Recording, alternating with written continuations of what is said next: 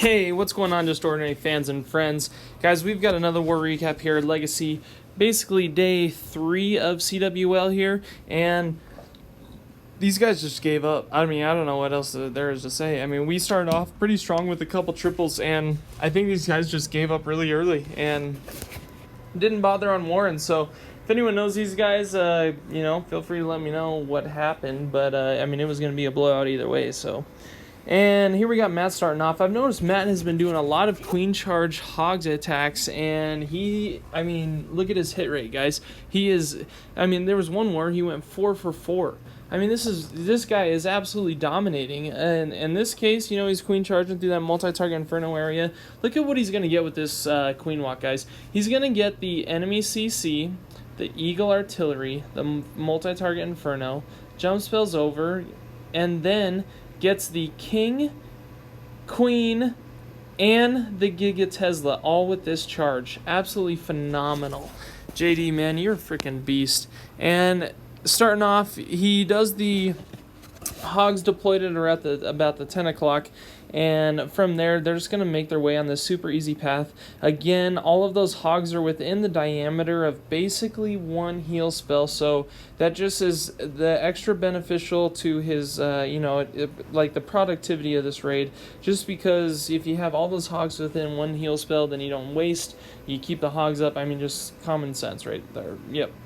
And here we go, we got JD9 again here, and now that we've seen this base quite a few times, and again, he's going to be doing a queen charge hog, guys. He's going to be queen charging all the way through the town hall. Notice he used a couple ice golems just to freeze. I mean, there's a lot of DPS, this base was designed to be kind of a trap, and he needed that queen to stay up, so notice he froze that air defense. While that air defense was targeting the healers, the queen eventually goes down, and then he's going to use the Stone Slammer to take out that Eagle Artillery area, which is going to keep these hogs funneled straight through the middle on the multi-target Infernos. Last thing to finish up is that Bomber Tower with that Tesla farm, and then just trash structures go around. We're going to show that replay 4 times just because we needed to get on to the next one, and we've seen that base before. Check that out, guys. I think I went with the momentum. Like, my voice was 4 times as fast as it normally was just because of that. Yeah.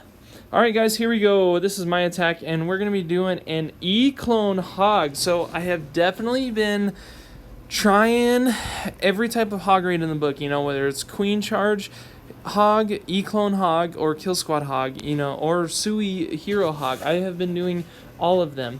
And in this case, obviously the defenses on this are a little bit lower, but... and I don't know really if it would affect it on another scale, like if it was a max base, if I still would have been a triple, but in this case it was. And yeah, notice that E-Clone value there, and I took out basically everything I wanted and made it a super easy. I mean, it's just a line for these hogs. Granted, it might not be completely within the healing spell diameter, but there is just, I had so many hogs left, and I'm just going to send them with my Warden and then have some cleanup troops, right? So, Warden's ability over the Giga Tesla to keep him alive. I sent a Loon in there just to kind of help out, and it finally gets taken out over the Giga Tesla. That Tesla farm is going to be the last to go down. Now check out, guys. How many times have I told you I hate skeleton traps? Those skeleton traps in that king almost took out all of my hogs for that cleanup. Luckily, I had a few other wizards and a couple other like minion and whatever. But yeah, man, I hate those skeleton traps. And here we go, here's another one, and this time I'm going to be doing my Kill Squad Hog attack. I base my Kill Squad Hog attacks off of how easy that Town Hall is going to be to funnel. If it's not, then I start looking at E-Clone, and if the Town Hall Giga Tesla is on the outside of any base, then I'm going to Sui Hero Hog it. So, just some tips and tricks that I have learned. But looking at any base, there's a way to take down any base with hogs, whether it's going to be a queen charge, or E-Clone, or whatever. So in this case, it was an easier base to funnel for a kill squad, and get my value out of it. That queen was able to hit that Eagle Artillery, and then also that multi-target Inferno, which is great because these hogs only had to go through one multi-target Inferno, guys. That is incredible. I think that was only one. Yeah, we're gonna just go with that. So, and then yeah, of course, these skeleton traps again are a pain in the keister. Absolutely hate it. And yeah, there's just plenty of troops. A couple bowlers actually went around the outside, left over from the kill squad, and they're gonna secure the triple.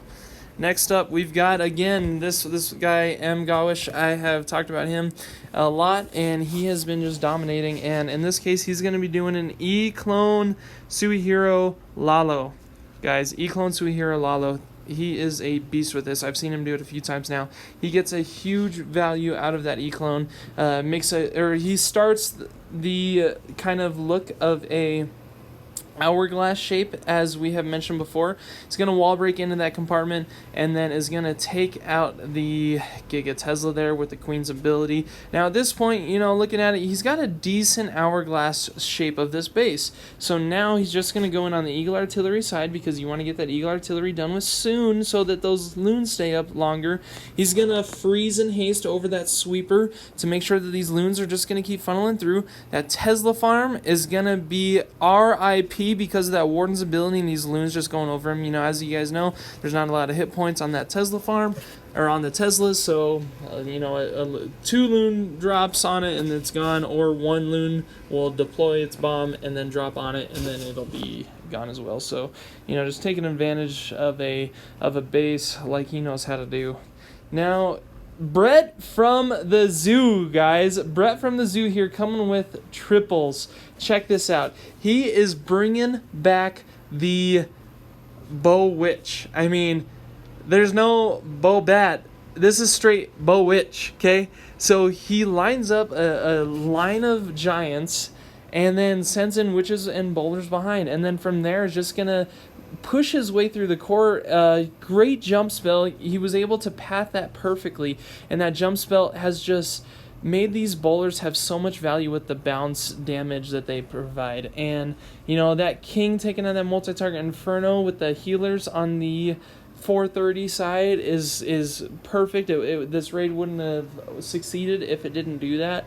And I mean, Brett from the zoo. Now, guys, I've talked about Brett from the zoo before, but it's been a little bit. He actually owns a zoo in Australia. He is the owner. So, this guy, I mean, and he's one of the coolest dudes I know, man. I could go on and on about Brett. So, shout out to Brett, man. Excellent triple there. And now we got Matt, or JD, again. And, guys, I'm not kidding you. This JD, he went 4 for 4 this war. He had a 12-pack. 4 for 4.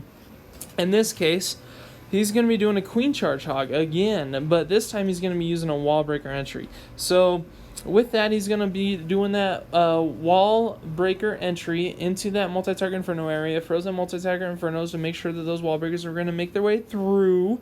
Then it's going to jump spell into that second part of the core. Now, in that second part of the core, again, we're talking about value. We're talking about that V word that we all love, right? Well, that's going to be the multi-target Inferno, the enemy CC, the enemy defending Archer Queen, and the Eagle Artillery. And just like that, bada bing, bada boom, all of the special V word that we like to talk about is gone. And get your heads out of the gutter. So from there, he's going to lead the pack with a Stone Slammer. And I mean, this base gives a very easy natural alleyway, okay? It is gonna, that 2-tile moat divides this base basically in half to where these hogs are just gonna follow that and then go straight to the Giga Tesla. Use the Warden's ability over the Giga Tesla. Man, it was a close one.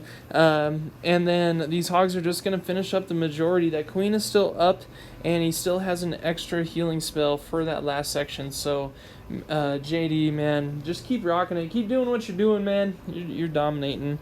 Now hey, Brett from the zoo, my man, check out this raid. Again, he's going to be doing the same style attack. He's going to drop a line of giants with a couple of witches behind. And by a couple, I mean a shoot ton. So almost. And then sends the bowlers once the funnel's complete. And, you know, the majority of the bowlers go into the core, but a few of them go around the outside and eventually get taken out by that multi-target Inferno. But then they refocus on the troops that are on the inside. And that Queen is able to take out that multi-target Inferno to where these bowlers on the outside are going to keep that kill squad into the core. They're going to use that Warden's ability right near that Town Hall Giga Tesla because they were starting to take heavy damage, just keeping them alive, right? So at this part of the raid, you're thinking like, oh man, I don't know if he's gonna get this. It's like there's still a lot of structures. Only has his heroes left alive. I mean, look, 70% on only has his heroes, but that king is just tanking for the queen and the warden, getting those trash structures out, and then the queen's going up behind, and then I mean, everything went according to plan here, or maybe not according to plan, but they definitely came in his favor, and that queen is able to break through that wall with the queen's ability and secure the triple. So these are the honorable mentions, guys. I'm not going to sit here and show you all of the replays. As you can see, the bases started getting a little bit lower down on the developed side. So 15 versus 15 war, just Ordinary and Friends absolutely dominated.